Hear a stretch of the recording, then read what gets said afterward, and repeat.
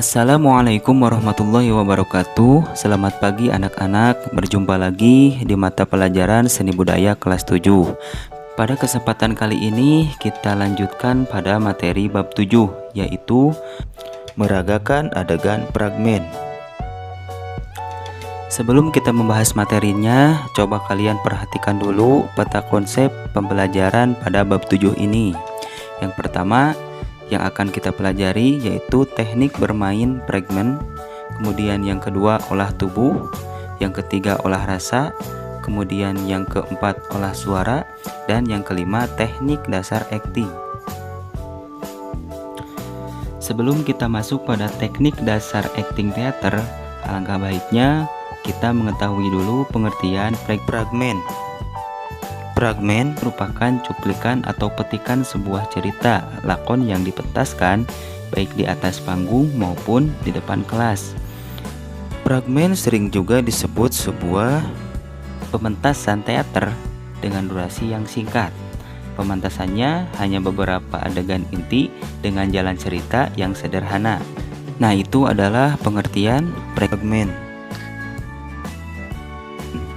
Selanjutnya, teknik dasar akting teater. Akting adalah perwujudan peran sesuai dengan karakter yang diinginkan oleh naskah dan sutradara, baik secara fisik maupun secara psikis. Peran yang dimainkan oleh aktor harus sesuai tuntunan tokoh. Bila berlebihan bisa mengakibatkan overacting atau aktingnya berlebihan. Tapi jangan sampai juga underacting atau yang artinya kekuatan aktingnya kurang. Maka dari itu, untuk menjadi seorang aktor yang dapat menguasai perannya, maka dibutuhkan latihan olah tubuh, kemudian latihan olah suara, dan latihan olah rasa. Pada latihan olah tubuh meliputi bagian kepala, kemudian bagian tangan, bagian badan, bagian pinggul, dan bagian kaki. Contoh latihan pada bagian kepala yaitu dengan melakukan gerakan kepala ke kiri dan ke kanan secara teratur. Setelah itu berputar penuh kemudian berganti arah. Lakukan secara berulang-ulang sampai dirasakan cukup. Efek yang akan dirasakan ringan otot bagian kepala. Selanjutnya latihan bagian tangan. Latihan pada tangan ditujukan untuk mengolah persendian, kemudian kekuatan otot dan kelenturan otot tangan. Pengolahan gerak tangan lebih bervariasi karena dapat dilakukan segala arah. Tangan dapat dilakukan lurus ke atas, ke samping, ke depan, memutar telapak tangan, meletakkan jari-jari tangan, serta gerakan lainnya. Nah, itu adalah latihan bagian tangan.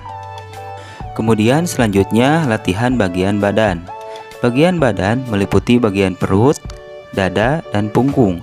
Pengolahan ketiga bagian badan ini memiliki peran penting bagi seorang pemain teater karena merupakan bagian yang memberikan efek pada sikap tubuh peran. Latihan yang dilakukan pada bagian badan ini dapat dilakukan dengan menggerakkan dan melenturkan badan ke depan, kemudian ke belakang dengan menekuk pada bagian perut sehingga tubuh melengkung ke bagian belakang. Nah, itu adalah latihan bagian badan. Selanjutnya, latihan bagian pinggul. Bagian pinggul juga penting untuk diolah agar gerakan tubuh lebih lentur dan fleksibel. Pada bagian pinggul, gerakan tubuh dapat dilakukan ke samping, ke depan, dan membungkuk. Nah, itu adalah latihan pada bagian pinggul. Selanjutnya, latihan pada bagian kaki. Kaki memiliki peran penting. Kekuatan kaki perlu dilatih sehingga kita dapat tetap tegak berdiri di atas punggung. Berdiri di atas satu kaki merupakan salah satu latihan keseimbangan tubuh. Latihkan berbagai pose dengan tumpuan pada kaki, seperti pose pohon yang kokoh menjulang tinggi, kemudian pose batu karang yang menahan ombak, dan berbagai pose dengan personifikasi alam. Nah, itu adalah beberapa jenis latihan olah tubuh. Selanjutnya, yang kedua, olah suara. Seorang pemain teater harus memiliki kemampuan mengolah suara yang baik, karena untuk menyampaikan pesan supaya dimengerti oleh lawan aktingnya dan juga dapat dimengerti oleh penonton. Latihan olah suara dapat dilakukan dengan mengucapkan kata vokal seperti a, i, u, e, o sesuai dengan bentuk mulut. Nah, sekarang cobalah kalian berlatih bentuk mulut dalam pengucapan huruf vokal a, i, u, e, o. Silahkan dicoba di rumah. Dalam latihan olah suara, terutama yang berhubungan dengan membaca naskah atau puisi, perlu diperhatikan juga tekanan kata, jiwa kalimat, tempo, dan irama. Yang pertama, tekanan kata, yaitu tekanan pada kata tertentu yang perlu ditonjolkan dalam suatu kalimat untuk suatu kepentingan. Contoh berikut ini yang digarisbawahi adalah kata yang perlu mendapatkan penekanan. Kemudian yang kedua, jiwa kalimat. Jiwa kalimat merupakan usaha atau teknik menghidupkan kalimat dengan bantuan emosi suara. Contohnya di sini latihan kata apa dengan perasaan yang berbeda-beda. Dengan perasaan sedih, gembira, marah, benci, malas, gairah, mengharap, dan seterusnya. Itu adalah latihan jiwa kalimat.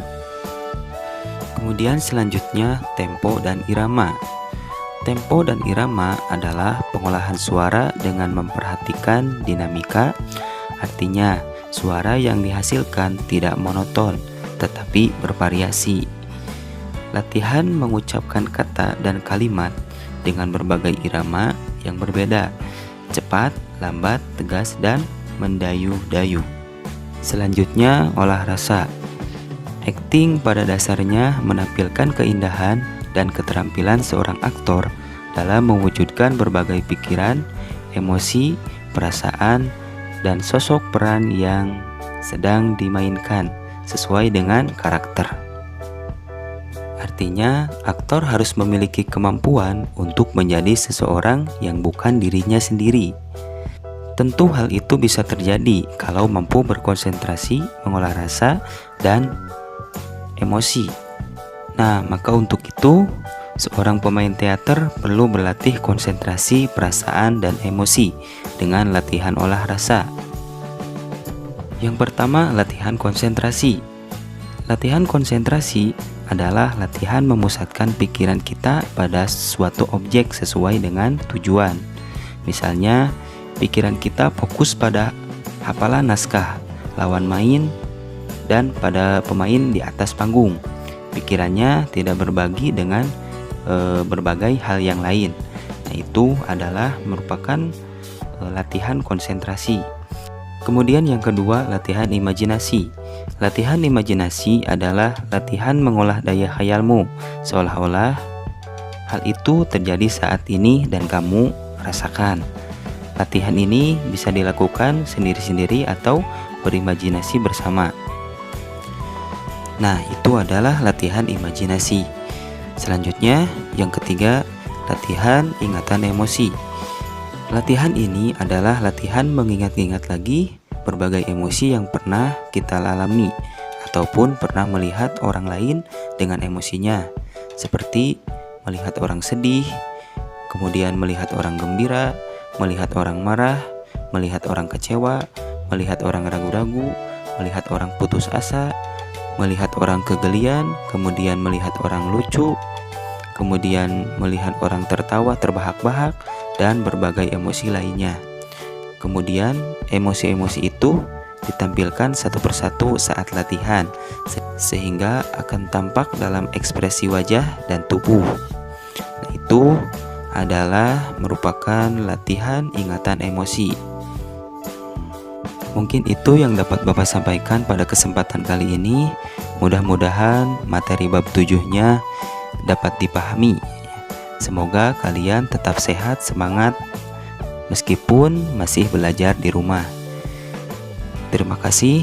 Wassalamualaikum warahmatullahi wabarakatuh.